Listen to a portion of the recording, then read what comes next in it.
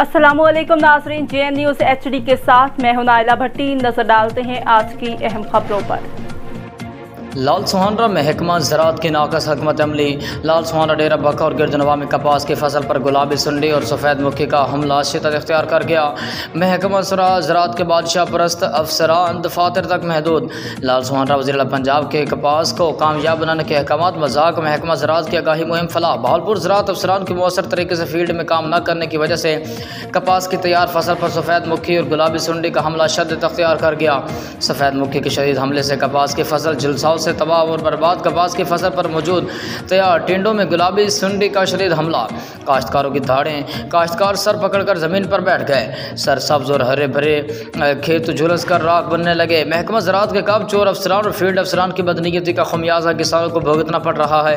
किसानों का वज़ीर पंजाब और कमिश्नर बहावलपुर से फिलफौर काम चोर ज़राअत अफसरान को वज़ीर बदर करने और ईमानदार ज़राअत अफसरान की तैनाती का मुतालबा किया है। राना मोहम्मद फ़हीम, JN न्यूज़, लाल सुहान।